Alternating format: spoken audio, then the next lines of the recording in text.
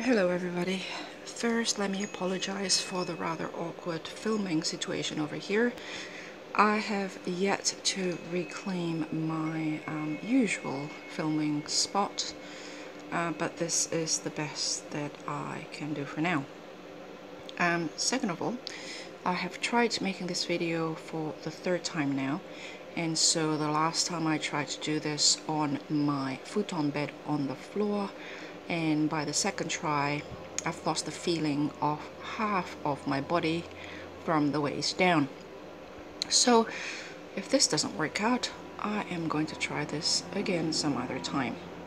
In front of me here I have a drink that is a mixture of apple juice and homemade ginger beer mixed with some berries which we picked from the roadside as we went back home from camping. So this is the Sasuraibito tarot. It is the earlier edition, I believe first edition, without the gold, can I call it gold stamping? You know, with the gold foils on the shadow of the moth up there, on the tarot word tarot here I believe, and also in the back here in the circle. The difference also is that in the inner side of the second edition, from what I can see from Zach's video as well as Joanne's video, is that there are words on the sides, but here there isn't any, it's just plain.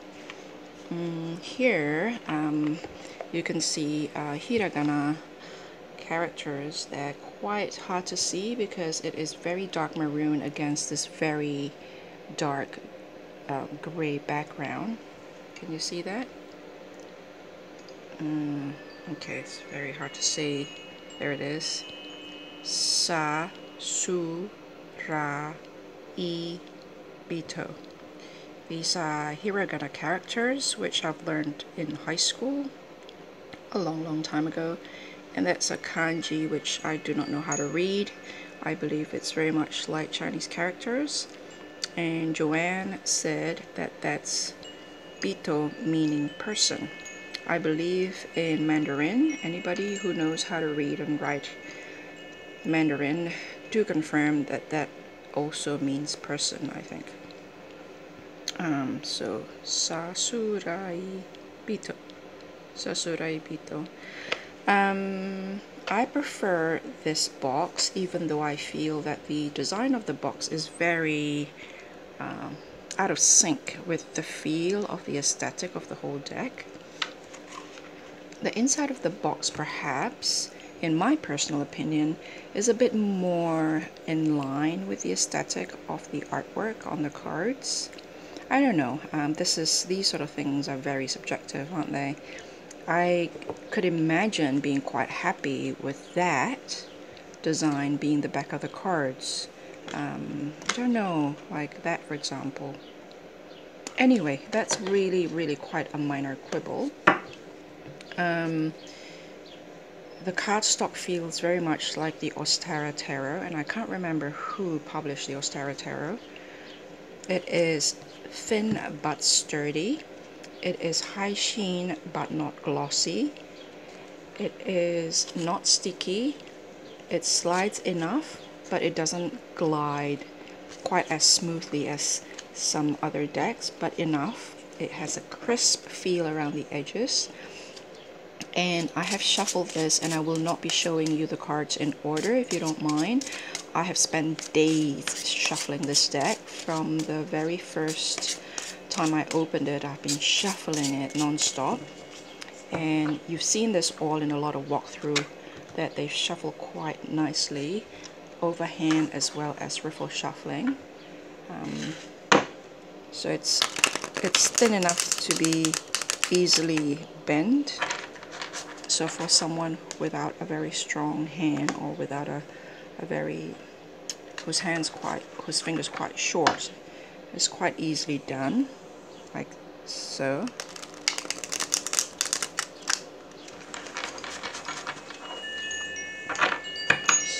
So, but it does stay a little slightly bent, if you see there. But You see there, but it's good cardstock anyway. It's very, very sturdy. So let's start with this one here. Oh, did I show you that somebody asked, have I shown you this before? It's a third try, as I said. If whether it's hard to open the box, because I could see Joanne and Zach struggling opening up their second edition box. I show you here. It has some suction to it, but there it is. So no, the answer is no. It isn't as hard, but you do have some suction, which I thought was quite good. This is actually just nice how the lid operate on this particular box here. So that's the earlier first edition. So this is initial thoughts on some of the cards, so perhaps on not all of the cards. This is the Hierophant. I felt like there's a whole lot of tradition being portrayed here. I can sense a bit of Buddhism, a bit of mandala Hinduism, a bit of, reminds me of some Catholic monks, some order, particular orders in Catholic monasteries. There's Malabis, look like what a sacred text, that hand position there.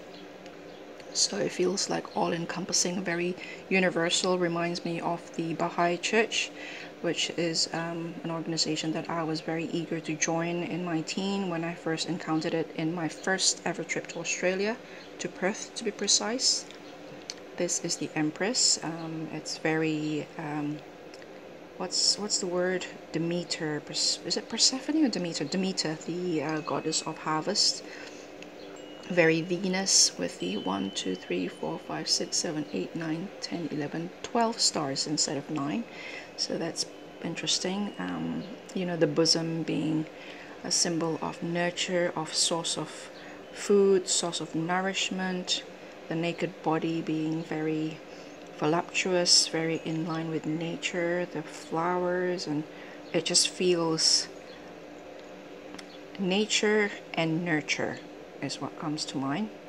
And nature, nurture, birth, the realization of things on the material plane, death. I quite like how the face here is put side by side with the skeleton here. Skeleton often, at least to me, and often in various cultures, being a reminder of our mortality, a reminder that underneath all this appearance that we have grown to consider to be ourselves, really we are in the end but a skeleton, and dust to dust, earth to earth, dust to dust, ashes to ashes, dust to dust. I think that's the saying. But at the same time there's growth here. It looks like there's some thorns there, but the person here is really pale, almost monochromatic, so I quite like that. Four of Cups is very, the whole structure is very obviously Rider-Waite-Smith, very much Waite's take on the archetypes on tarot. It's interesting to have this hair around her neck. Not quite sure, like, is she binding herself, or I don't know. I see Four of Cups as apathy, stagnation, and the growth of emotion. It's stable, but it's also stagnated. I'm not going to address the handbook for now, which is why this is just my initial thoughts on looking at the images intuitively. And it's a very, very intuitive deck. This Emperor, almost immediately you see a corporate person, I think, with the suit. The tie's not there. He's not shaven. You can see bits of stubbles and a 5 o'clock. Are they called 5 o'clock shadow? So it's like somebody at the end of his day. Is that fleur-de-lis at the back, which is interesting. I'm not quite sure what that is over here, but somebody's in charge of worldly matters in the worldly plane. I think that's a wedding ring, but it's on the right. Is that some form of a ring? Anyway, Hangman. He looked quite serene. He looked like he's wearing his underwear or swimsuit. Quite curious about the droplets there because it's dark colored. Whether that's rain or blood. And this little design, this little geometrical pointy things going into the cards. I am not quite sure how I feel about that, because it interferes, especially this one at the top. It interferes with the artwork and it doesn't feel like it's serving any purpose. This one here, I'm sorry, the chimes is up here in the window on the inside of the house. It used to be outside in the garden, but during particularly windy days, it can get quite hysterical, the chimes out there. So I thought I'll move it on this side of the house, but I have to open all the doors because it's just so hot and the wind is blowing through the house. So I hope you don't mind that. Five of Swords are often described or talked about in terms of empty victories, in terms of losing the war even though you'll win the battle. And so what I see here is that there's all these sharp objects in the same hand on the separate fingers, and whichever finger managed to hurt or defeat the other, eventually you are only going to be hurting your hand. Eventually it is going to be the same hand that will get hurt. Nobody's winning, even though if you were to imagine that these fingers were fighting against each other, they can't win. Even if one of them win, they really can't win because they're part of the same thing. It reminds me of that passage, what was it, in the Christian holy book, about how the fingers and the head and the feet are all part of the same body, so that a triumph of one over the other is not really a triumph at all because it's part of the same thing. So I really like that. This is pretty obvious, you know, a lot of noise in our own head. Temperance here with the feathers of the angel wings now internalized in the form of tattoo on the person's skin there, upper body. You see what I mean by that geometrical thing here? It just interferes with it. I just don't understand why that's there. Like, I can see that it kind of unites the design in some way around here, but at the top there it just doesn't seem to. I'm not sure. Yeah, this justice, to me, the first thing in my mind that occurred to me is you stand in front of yourself in judgment. Tom Benjamin mentioned how this looked like the tip of a pen, so actually that's quite interesting. But the first thing that comes to me when I see this is that you stand in front of yourself in your own in judgment.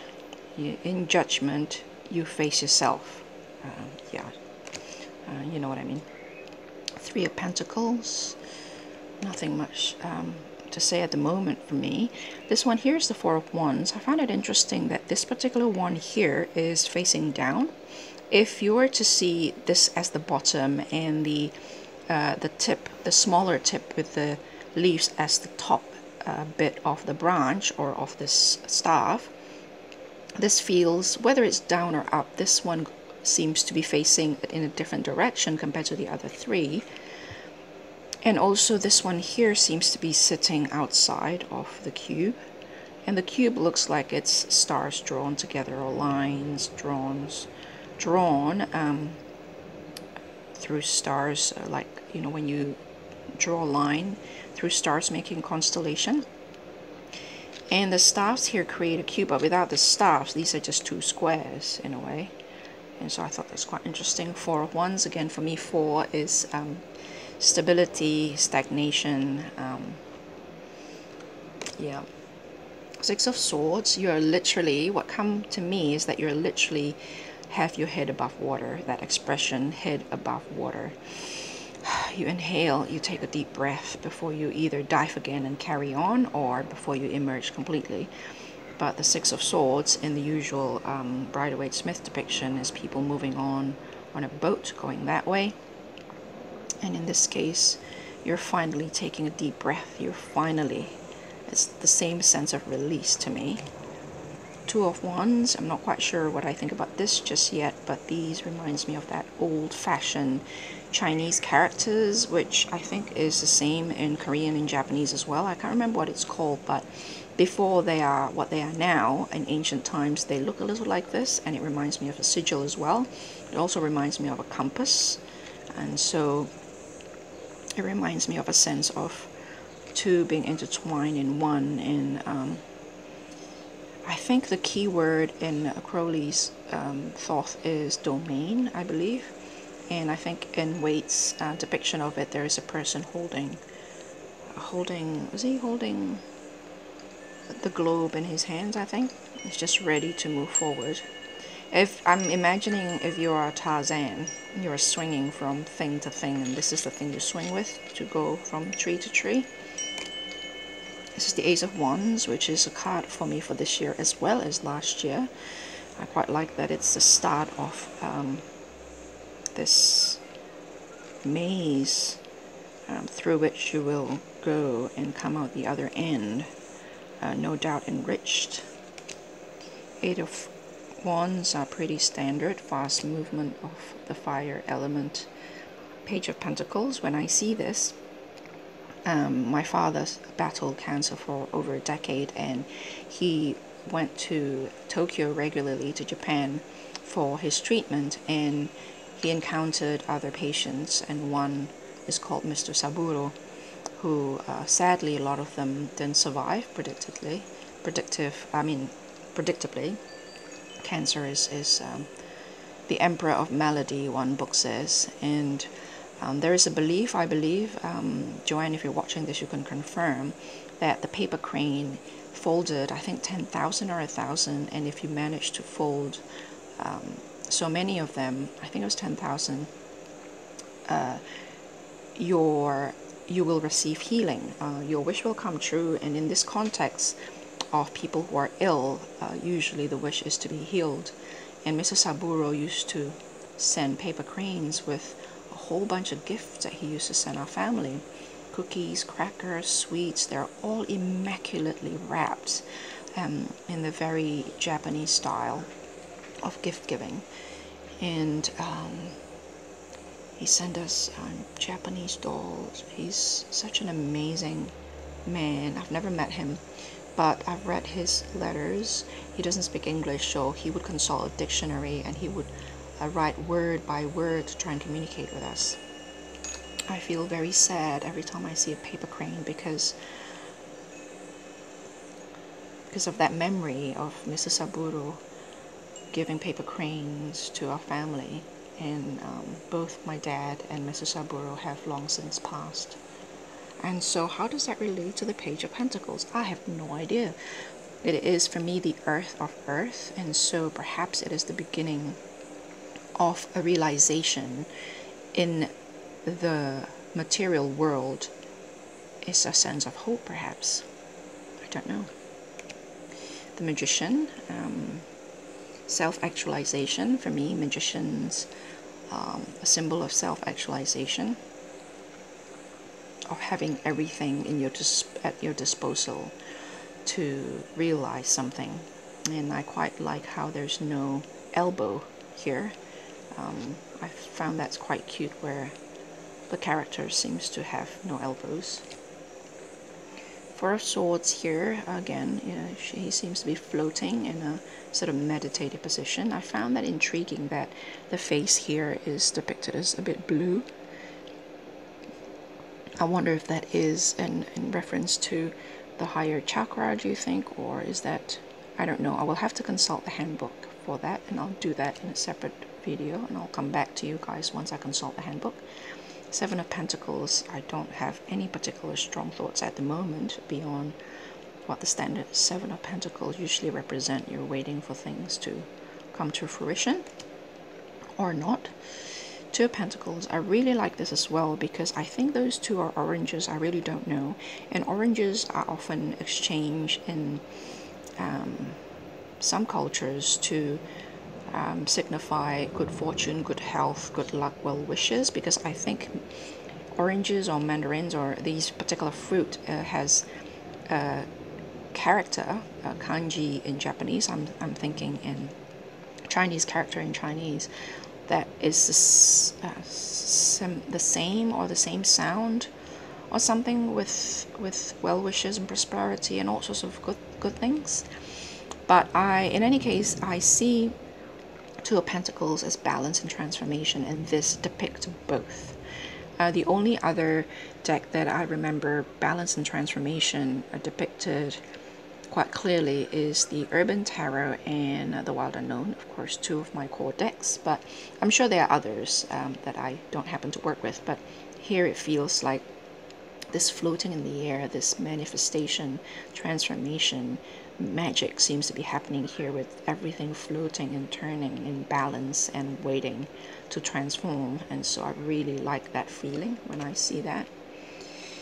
This has been mentioned, this feeling of the sword cutting across this thick darkness, cutting across unclarity with clarity. So I really like that.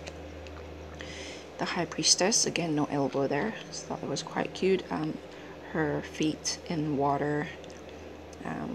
For some reason, I see the crown of plants around her head as branches. So somehow I see fire, water, I see air in the owl, and I see earth in the background. So it's almost like the magician. Everything is here, but she is dipped in water. Part of her is in water, and the owl, of course, is a very obvious symbolism.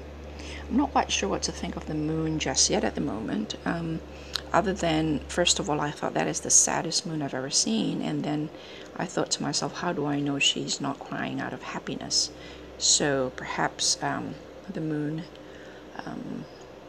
is about mood, is about that internal state rather than the external, which sometimes reflects a bigger truth, but sometimes can be quite misleading as well. So yeah, looking inward with very intense, with high emotional intensity is what I see here. Again, I'll be interested to consult the handbook and see what the creator says. So that's the Hermit. This Chariot is was a deal breaker for me, because for me,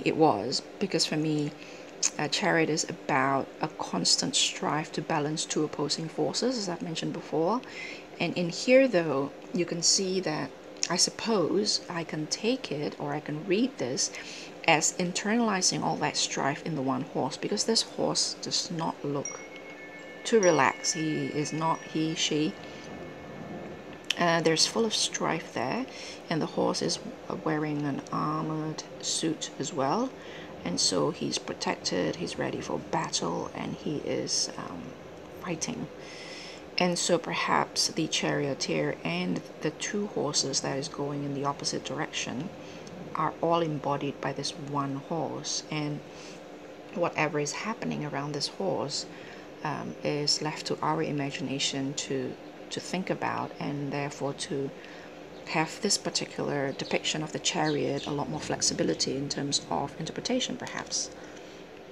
King of Cups here, I heard an interesting chat about this particular card by Donna of Embracing the Moon, and she said something along the line of how it feels as if in society a male human in his prime, it's not acceptable for them to have kindness or soft emotions, and while after aging it seems more acceptable.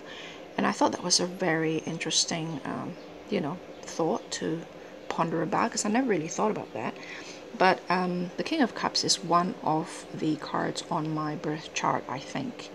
I don't know how to term it, but this Maha drew parallel between your birth chart to tarot cards, and there are Astrological Association on tarot, and she followed the Golden Dawn teaching of Astrological Association to tarot, and this particular card, King of Cups, popped up on my birth chart, or the association between the planets and the signs on my birth chart translates to the King of Cups. And to me, the kings are about mastery of their elements, and so this is mastery of water, a mastery of emotions. That is not to say, when this pop up, that is not to say, or even when this is on my chart or on your chart or someone's chart, that is not to say that mastery have been achieved. Is that the theme of mastery is prominent in that particular discussion, or in that particular context. And so here you see someone who looks very, very kind, and I've seen often people who have aged, and an uncle of mine, for example, my father's cousin, when he was younger, he was a very, he's a kind man, but he's not afraid. And he is not afraid to defend people. He's not afraid to defend himself. He's not afraid of a bit of rough and tumble. And now that I haven't seen him for 30 years and I saw him again, and he's older, and you know, when someone is old, they look a certain way, don't they? We are more than ready to attribute certain things just because someone's older. And in reality, that fire is still in him. You can see it behind his eyes. It's just that he is now able to manage it, to temper it, not to control, not to suppress. Managing is not really the right word. They are more tempered by now. They have learned to not control, but to transform that flux, that raging element within them, whether it's fire or earth or water or whatever, into this, what seems to the outside world to be no more, but in there, behind the eyes, is still, and in this case, that water. And in my mind, when I talk about King of Cups, I cannot divorce it from thinking about the King of Cups in the Fountain Tarot, with all that raging water behind a man who seems to be very, very well composed, balancing a cup of something on his knee without the help of his hands. So this one here is the Three of Swords, and I find it intriguing that she doesn't look like she's in pain. And the Two of Swords, let me see, the Two of Swords look like someone who's in defense stance. She's armored, and this one here, she's armed and she's in defense. And when I was younger, I did about, I don't know, like 6 months or something, just out of curiosity, I did some form of martial art. And in the first thing we learned is to do a stance, and our hand is like something like this, you know, something like that. And then later on in life, I did boxing as a form of exercise. Done it for a couple of years, and then I have to stop because it got too expensive after I bought this house. And the first thing you learn is to defend your head, which is, okay, I have the camera here, so I can't, but you know what I'm talking about. Put both of your arm like that in front of your face, and you are protected when you do that. Okay, anyway, you get the idea, right? When you do that in front of your face, you are protected, but at some point you have to open yourself up. You have to break away from that defense position, because in order to pounce, in order to attack, and in order to gain ground against whoever you were boxing with. And so you can't constantly be covering your face. You have to lower your defense so that you can pounce. And every time you do that, depending on your skills, depending on your strength of your balance and everything else, that make the skill of a boxer. You can get a jab in, or as soon as your hand is down, the other person get a jab in and you get smacked in the face. My point is that, and it's painful when that happened, my point is that you have to break away from that at some point, because otherwise you're stuck in the middle of a crossroad, not being able to turn left or right. But in order to move on, you have to lower down your guard, and sometimes it's painful. But she looks like she's fully aware. For me, this is growing pains, and so it's not necessarily a bad thing, even though that blood looks a little scary. She doesn't look, she doesn't look too bothered. So I quite like that. This is the Six of Pentacles. What occurred to me immediately is an exchange of chi, or the Japanese call it ki, as in ki in the Reiki. Life force, I think. It's best translated as life force. Perhaps not quite, but there's no other word for it in English. So if you are strong enough, you are able to give even your life force to somebody else. Whether this is the case or not, I will consult the booklet and perhaps come back with a review and I spend a bit more time on it. But this is what I'm getting from this at the moment. And I see this person as the giver because she's on top and because gravity is working from the bottom. So but it could be anything, could be read many ways. This is the Nine of Pentacles. You see a woman standing strong in her own power. This is a Two of Cups. I see, you know, this pinky promise that people make when we were children, and water lilies, Two of Cups, Two of Waters, self-explanatory really. That gentle connection. It's just your pinky, but you know, it's so very intimate when you do that, because there's a certain childlike innocence when you do that, and when you can be childlike with another person, when you can go back to childhood or childlike existence with another person, usually it's because you're quite close or you have a certain level of intimacy with that person. So that's what came to me. Six of Wands, the usual. Instead of half circle rainbow, it's full, so that's quite lovely. Ten of Cups. See, feels like contentment here with people just lying together with friends and family in front of a big bonfire under the naked sky filled with stars. Very contentful. I often see this on a split second as the Emperor, but this is the King of Pentacles, so it's quite fitting, I suppose. Knight of Pentacles. When I saw the images or flip through of this particular one here, I wasn't sure whether he was making you know, this kind of like a martial art stance, because there is one that goes like that to protect your head, I suppose, but I saw a little drawing of a drop, what I assume is like a drop of sweat, so I'm thinking he's actually wiping his forehead. He's working wheat there, or what do you call these, grains there.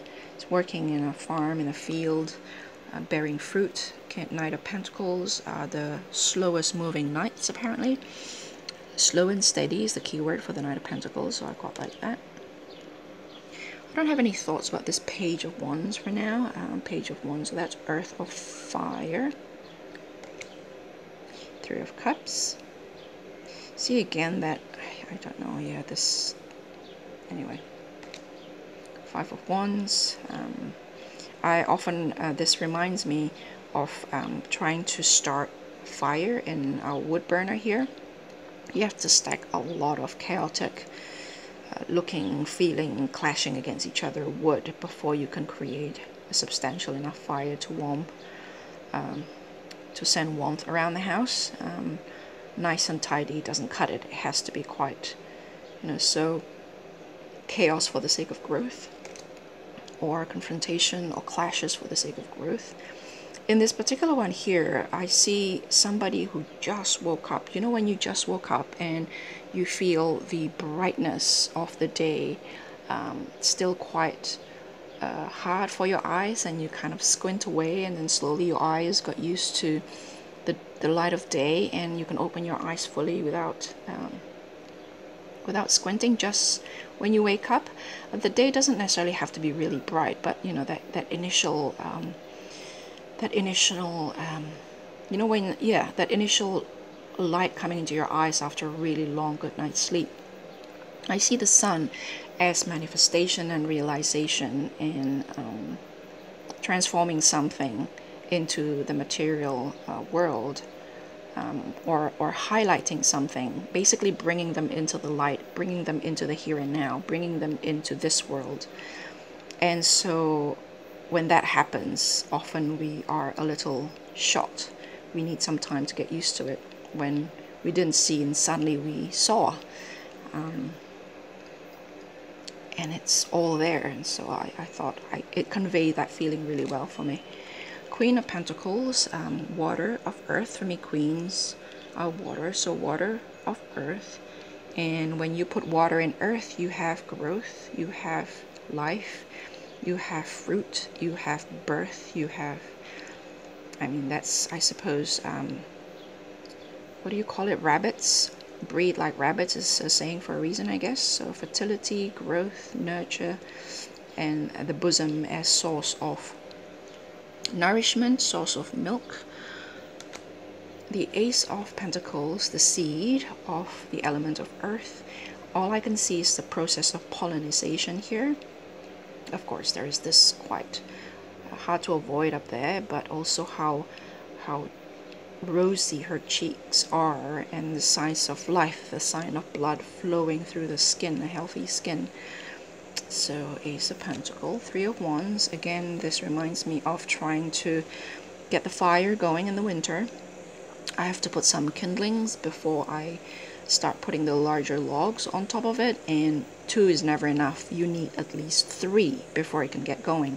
And I think the Three of Wands in the Rider-Waite-Smith is somebody waiting for like a ship or something to arrive. You've done all you can on your part. Now you have to wait for everything else to come into play.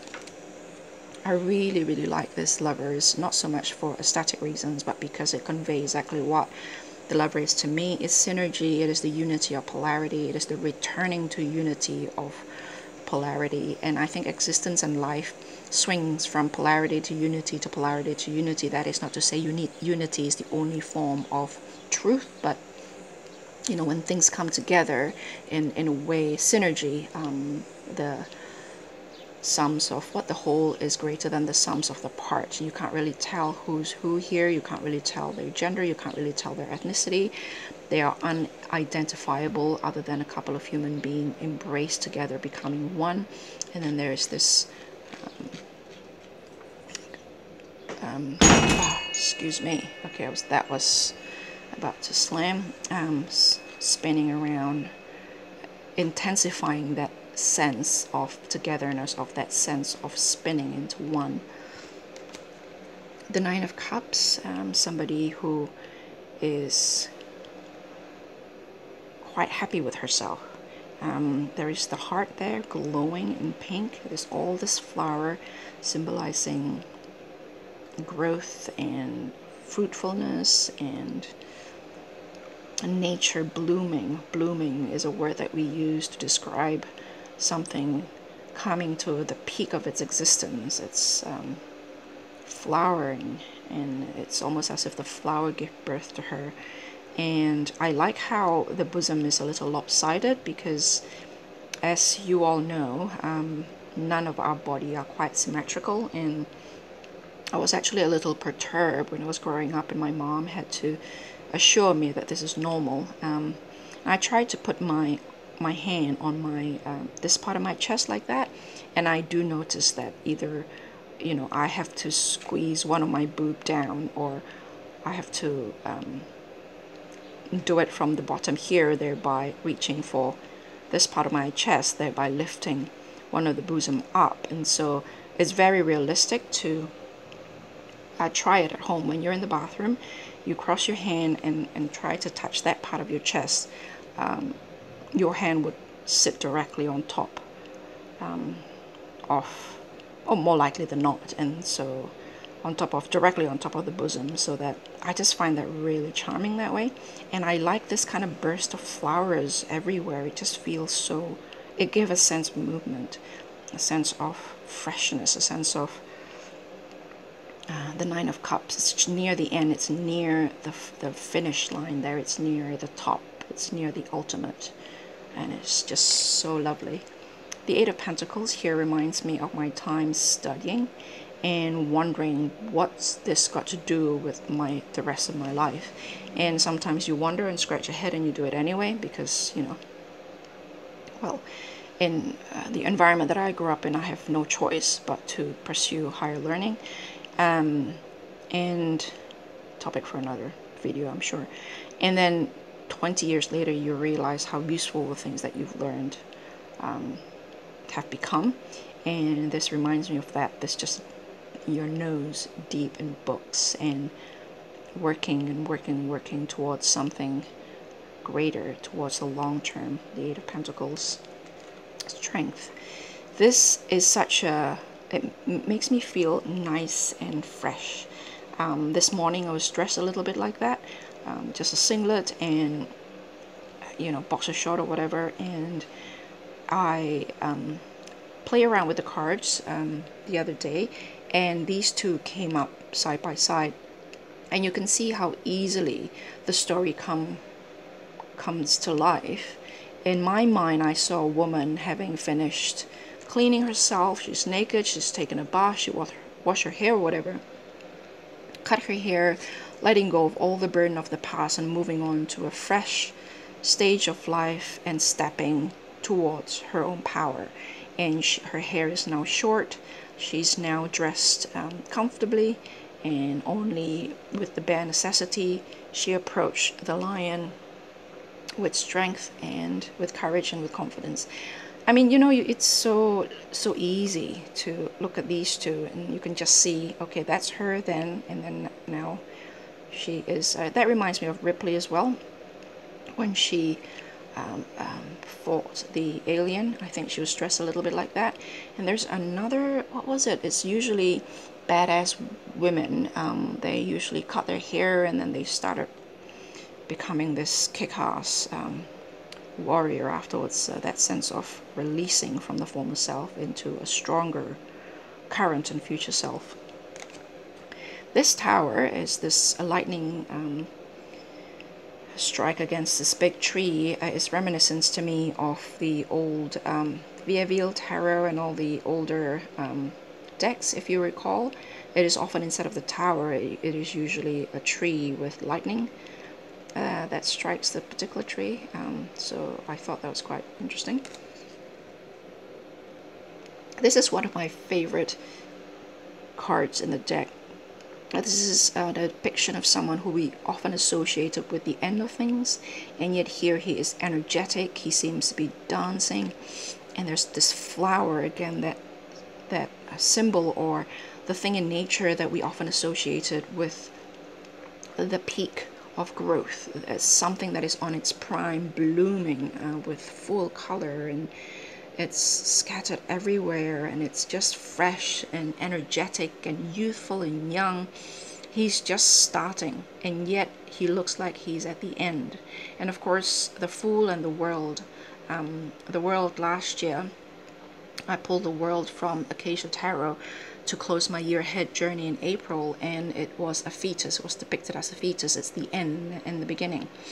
And this makes me feel, it give me that sense, the same sense. It is the beginning, and yet he's been around several times, and only to come back at this beginning point refreshed, renewed, ready for the next cycle. Ace of Cups is pretty this one here, Six of Cups. I have come to learn Six of Cups as a balance between two things that are separate from each other, and yet the two things are actually part of the same thing. Past and present. Two people in a relationship, when they are bound together as one in consummating that relationship, they never cease to be two people, but they are bound together as one. The past and the present and the future are different, very different state of existence from each other, but they are bound together. And this made me think of our spirit and our material physical self coming face to face with each other and being in harmony with each other as being our soul and our body, our physical body and our non-physical body, our physical self and our non-physical self coming face to face with each other. Again, I don't know what the book, the handbook says, but that's what I'm getting. The Wheel of Fortune here reminds me of the Mary L's Wheel of Fortune, which depicts the Wheel of Fortune on the loin of a woman who is blindfolded. I think Fortuna, the goddess Fortuna, is often associated with the Wheel of Fortune, which is understandable. And again, you see what I mean by this. It interferes with the artwork here, so I don't know. Yeah, I'm not quite sure what I think about this yet. I'm still thinking about it because it's on her chest now, and it's Te Taro. So that's what's on the, I believe that's what's on the, often what's on the High Priestess, I think. The depiction of the High Priestess. Page of Cups is a key. Earth of Water. It seems to be, she seems to have the whole sky as her dress, and there's a keyhole there. Again, I'm not still thinking about that one. Seven of Cups I thought was pretty standard. 5, 2 in her hand. So that's a bit different with two of them in her hands. This is the Knight of Wands, very tanned, very fit, and has a bit of swagger in him with that helmet behind him. I'll put that aside for now. This is the Nine of Wands. There is the sense of somebody who's been pushed to a breaking point, but it's in the process of healing. And often in the Nine of Wands, you have a person just coming out of it, just coming out of that hard pressure cooker situation.